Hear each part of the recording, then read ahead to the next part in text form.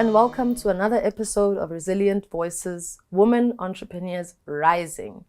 This podcast is about talking to very inspirational women who journey through so much and are resilient and end up ultimately creating thriving businesses. I'm your host, Kansani Maduleke, and today we are joined by Vuyo Molefi. Hi Vuyo, how are you? I'm good, and you? I'm very good. Vuyo's going to give you a background on who she is and what she does, but I need you to know she has the best playlist in South Africa. Good afternoon. My name is Vuyo Molefi. I am a mom. I always say that first because that's what is more important to me, right? Mm-hmm. So I'm a mom, I'm a wife, I'm an entrepreneur, social entrepreneur, because we must make change. Yes. In life, yes. Right? I'm a social entrepreneur. I'm a liver of life. I am a lover of life. I am the cackler, you know, the one that laughs the loudest? Yes. I'm that one. Yes, I hear you. So yeah. A karaoke singer? I'm a karaoke singer. I've got karaoke moments. I'm a karaoke singer. And my children will probably pay me to not sing because the voice. Oh no. The voice, I want to, ne? But the voice is saying, girl, sit down. You're not channeling Whitney. No, listen. In my head, I hit the notes. But okay. Okay, thank you for introducing yourself. Thank you so much for having me. I want to ask you, wearing so many hats, right? I'm sure that there is an idea of succeeding, of course, at all of them or some of them. You know, I want to ask you, what does success look like for you wearing all of those hats at the same time? I think that question is a little loaded, but I think success is obviously subjective to every person. And what success looks like for me is I'm a mom first. So is having a happy household, is having children that actually want to go home, is having, quality time with them, my husband, my family. I think that's what success looks like for me, having a happy home. I think if you take it outside, then it has so many other factors that include it. But if you keep it home, it becomes simple. It becomes a simple equation as to this is what success should look like for me. Okay. I think that's how I see it.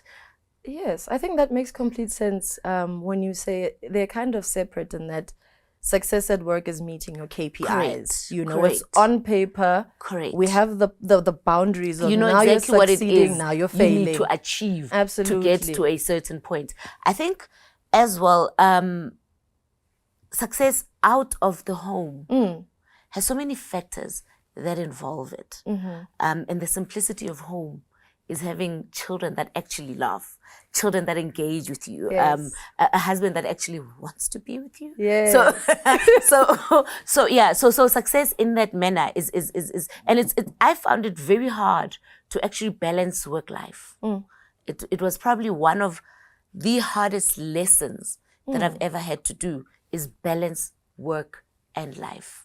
I one of the reasons why I quit corporate was I would leave work at 1:00 in the morning and I'd call my dad and say, Dada, if I don't call you in 45 minutes, maybe something happened to me. And when I get home, I'll call you and let you know that I'm home safe.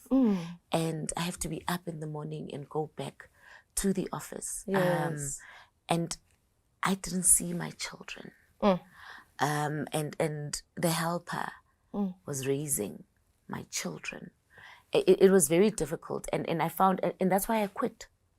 I remember one day I walked in at like 10 a.m. after I had left the office at 2 a.m. the previous day. Well, same day. And my boss said to me, "Did you just arrive?" And I said, "Yes." He says to me, "Is this the time to get to work?" And I said, "But I left at 2 a.m. He says, "No, you have to be at work at 8 a.m. It was at that moment I realized that I'm doing myself a disservice. It was at that moment. I packed up and left. You said, I'm failing at an aspect of my life I do not want to and what's worse is the very aspect of my life that I am trying to push is the one they do not appreciate. So I then packed up, left, and went to raise my kids, enter entrepreneurship. Oh, I love that. Yeah. I'm wondering, with this journey into entrepreneurship. Yeah. Of course, being an entrepreneur obviously is not something that completely colors your identity, right? Feels I like live my life in Technicolor. I love that. So it's different colors every day. Every day. Whew. So it doesn't color your entire identity, right? No. But do you feel that when you fail Yeah. as an entrepreneur, maybe you have a short-term goal or a long-term goal, and it's not executed properly, or there's certain things that were within your control that you just didn't have capacity to reach. When you reach that point of failure, I want to ask you, is it something that you are able to compartmentalize, or does it feel like a personal failure? When I started the whole entrepreneurship thing, obviously my head, I wanted this, and I had partnered with a friend of mine. Now, I was still working full time, and she was now 100% on the business. Okay. And then she felt I was not putting in the effort I was meant to put in, and obviously that relationship fell apart. And that was my first taste of entrepreneurship. It was that failure. Okay. Right? This was even before I even went into it, right? And I had to question myself, right? To question myself, Uguti, kahle Vuyo, what is it that you want? Yes. And if you want it that badly, how do you plan to achieve what it is that you want? So I took lessons from that. And then I started then applying them going forward. I call myself a serial entrepreneur. I'll register a business, it fails. Okay, I learn a lesson there. I go on to the next. It fails. I learn a lesson there. Oh, this one is doing better. Therefore, I am going to take the lessons from there and apply them going forward. So it's always up, down. It's never the same. Okay. And when you realize your failure in the one aspect, it's so important that you learn from it. Because then why do it? Then why? Why? What's the point? So if you fail in the one aspect, you move on to the next and you learn. You take the lessons learned from there. And when as you move forward, you take those lessons and you create a fit for purpose situation for myself. Right? What works for me. I think that's very important. So I initially did put it was very personal. Okay. You did that, Vuyo. You did not achieve that. How can you fail at that? It was easy. It was simple.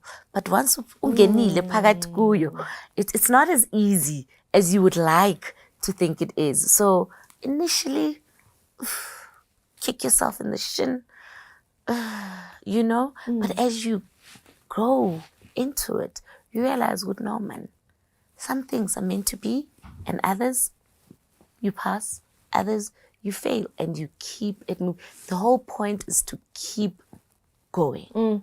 From high school Vuyo, if you had to give me a title of 3 chapters that starts from high school Vuyo to portable showers Vuyo, what would you title those 3 chapters? High school Vuyo would be cutting out the voices, cutting out the noises, right? And just being in your own head. I think that's very important, especially as a child. You know, if I had to write myself a letter, it would be, do not listen to the voices. So that's very important. So if I had to write myself 16-year-old, 17-year-old Vuyo that had to prove which is pretty as a dark-skinned girl, I would title that, don't listen to the noises, right? Cut out the noise. Varsity, early career Vuyo. I partied then. I was everywhere. Okay. But there would be a lot of things that I do differently. I think I would continue as well with my education. I got my undergrad and that's that, you know. I'm only just considering doing postgrad studies now. Really? And I'm in my 40s. And my early adulthood, Vuyo, it would then be go for it. Go for it. It would be go for it. With everything, with all these hurdles that are put in, but keep going. Do you understand? Do not at any moment stop because you feel ukuthi you cannot do that. Do not at any moment stop because you feel ukuthi I have achieved this, therefore I've made my parents proud. Do you understand?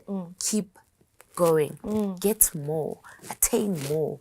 This is all you. I always say education, they can't take it away from you. No. They can't. No one can ever take it away from you. So keep getting more, right? Okay. And that would be my early adulthood. Now I'm older. Now I'm older. Chapter and 3. This is chapter 3. Yes. And chapter 3 is so intentional because you know who you are, right? And as you grow older, you start realizing, no, but this is actually who I am. This is what defines me, and this is how I see my. Now you're more comfortable with yourself, right? So it would be, the journey continues. The journey continues. The journey continues. Okay.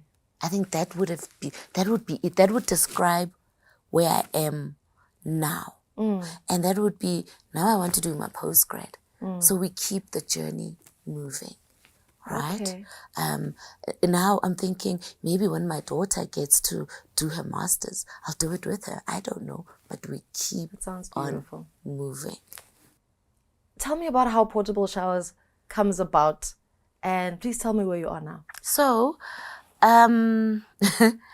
it was part of a course, right? Okay. And we were reading the leaves. Reading the leaves is a whole science behind how you find problems, social problems in the in the country. So reading the leaves. So we're reading the leaves, and one of the leaves there was people that were actually bazitelang amanzi, right? And it was a lack of water, and from there I was like, you know what? From this, you can actually have a portable shower, like 100% portable, 100% reusable, 100% less energy used. Take it anywhere in your backpack, in your handbag, take it anywhere. Just put in a bit of water and take a shower wherever you can. The convenience of it all. And In your portable handbag? showers. How big is the portable shower? See that little piece of paper you have in front of you? It's as big as that. That makes so much sense. It's I as opened big as up your that. beautiful website. Yeah, You're so- beautiful. yeah. And immediately the picture that was there. Is this boy is a young showering? man Yeah, showering. It Yeah. makes sense now. The image. Yeah. So it is that. So I will tell you when we sold it the most, late last year, when there was no water, when there were water shortages. So you take this thing, you plug it into your normal shower, and you shower. Done. And then you clean and you go off to work. It uses less water. It's great. It's a great product. But that's how Portable Showers was born. And it's a group of us. It's a group of 5 women that are all part of Portable Showers. Okay. So we went through the motions. It's just starting a business, and from startup to now, we are sort of growing. It's a lot. It's a lot. And also my entrepreneurship almost journey, I've always been alone. Okay. Now I'm part of a group of very strong-willed women. Yes. It takes a lot. Comes partnership. It takes a lot. And now you're studying not just being accountable to yourself. Oh. But you have Buseletso, for example, who is our accounting officer, and she will ask questions. And now it's not just you answering to yourself and making up stories in your head. This is how it should work. Yes. It's somebody else that you have to work with quite closely. I'm so glad that you mentioned Buseletso. To our audience, it's a lot. we have another episode coming up with Buseletso, who's also part of Portable Showers. Yeah. I want to ask you, when you say, you have to be accountable now, not just to yourself. Yeah. There's a maturity that it takes to resolve conflict, Oh, it to took a allow lot. other ideas to Oh, it took have a lot. space.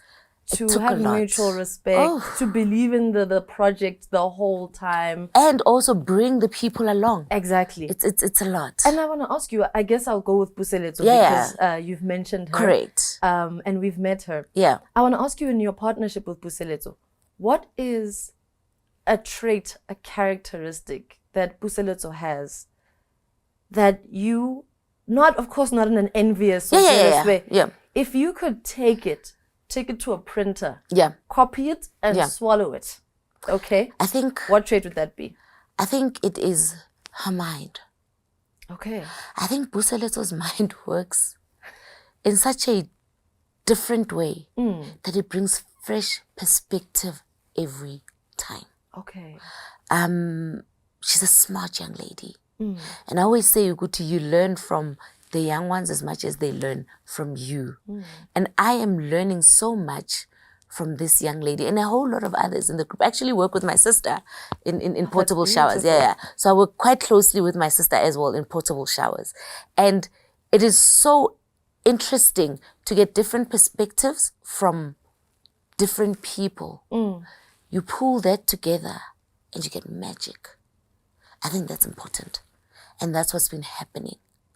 And I always say, Uguti, when you work with people, right? But and I always use the analogy of a house, right? So you'd have a house, a nice big house, but you don't necessarily have furniture in that house. And you don't want people knowing what you don't have furniture in that house. So you put curtains so that angaboni what's happening on the inside. And that's what our team is like. Right? So we have our own internal squabbles, we fight, but once we step out that door, gosh, Mamela, we are speaking the same language. So I love that. So I think that's how we are treating it. We have a product that works, right? And I always say each public hospital, for example, each clinic must have portable showers. Of course. Especially because they have issues with water and electricity, and you don't need electricity to use a portable shower. Leave it in the sun, it attracts the heat, water warm, and you use it. So I always say each public hospital must have a portable shower. Each military personnel, for example, they leave the country and whatever, they must have a portable shower. So it's got so many uses. It is so versatile that now we're working on actually selling it to all of these different government organizations, also private sector as well. So we are working on putting together all these proposals now and sending them through.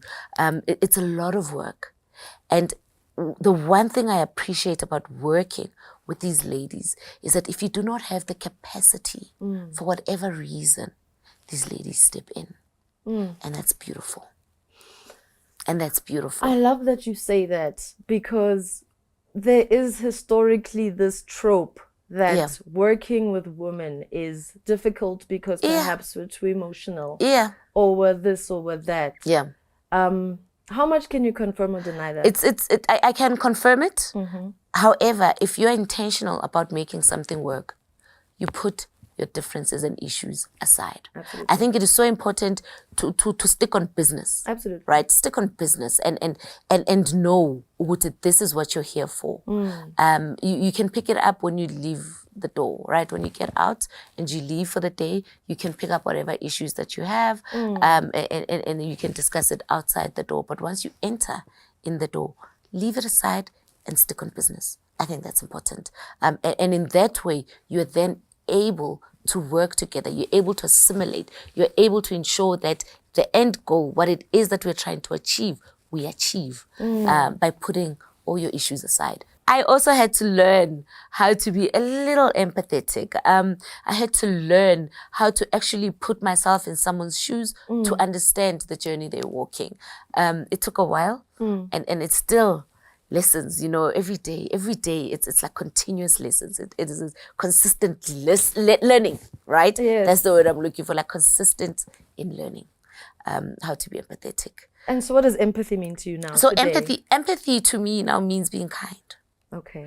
I think everyone, and I was sharing with someone, Wuti, everyone has a story. I think I was having a chat with you earlier, right? So everyone has a story, and you cannot invalidate the next person's story because there's a goal we need to achieve, right?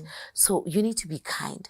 You need to be intentional about being kind. Absolutely. You need to listen. You need to understand, and you need to hear what the next person is saying. I think that's very important.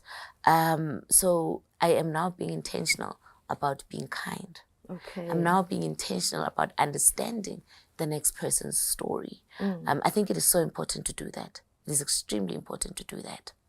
My last question for you. Yes. You mentioned that you're a mom, and I can see that you're balancing a very traditional, beautiful value with modern world entrepreneurship in a male-dominated industry. So you have these contrasts that you're balancing in your life. And also, I think this whole wifing thing and learning to I don't know, to your husband. Take work, take professional business owner, take professional Vuyo. Pack her away for a take second. decision maker Vuyo. Take aggressive boardroom Vuyo out and be assertive Vuyo. Mamela and stubborn be Vuyo. Okay, and what I want to ask you about that, is how do you feel that your romantic relationship, I can tell that you very much care for your husband. How does your romantic relationship influence the way that you go about professional Vuyo? So, I'm so excited. When you say I know. So I am boardroom Vuyo, right? So I'm an auditor, right, by profession, right? I'm an IT auditor. Yeah, no, not numbers, computers. I'm an IT auditor by profession. So I'm boardroom Vuyo. I am a Vuyo that walks into a room full of men. So I am that Vuyo. And I have to go home and throw that hat off and be wife Vuyo. And my husband has to remind you, Vuyo, making decisions is not just about you making decisions. Absolutely. You now need to remember you've got a partner that you need to make these decisions. Not a business partner. A life partner that you have to make these pertinent decisions with. And he reminds me. I think also his patience and understanding, Uguti, this is who I married, and him almost reeling me in. Uguti, babe, you have somebody that you actually live with, somebody that you're pushing life with. It's not just you making decisions now. It is you helping me as your husband make decisions that influence the family. It's not easy. It is not easy. You know, I always say, Wuti, my first born kai. You now become a 2IC. To your parents, absolutely. Right? So you make the decisions. They call you, so you can have input in whatever it is that they're trying to do. So you've got that at home, your wife, your mother, it's a lot. And you need to balance all of this. It's a lot. And then you still have to go to work and have professional Vuyo hat on. Hi guys. It's not easy. It's not easy. It's not easy. But we keep pushing. But we keep moving. Okay. We keep it moving. Thank you so much, Vuyo. Thank you for having me. I absolutely love talking to you. Thank you for joining us for yet another episode of Resilient Voices. I am your host, Kansani Maduleke, and I was joined today by Vuyo Molefi from Portable Showers. Also from home, from being a mom, from being an auditor, from being every woman, really. Please, if you enjoyed this episode, subscribe and share it with someone you think will enjoy it or someone you think needs to hear it. Until then, we keep it pushing. We keep it moving. Moving. We keep it moving.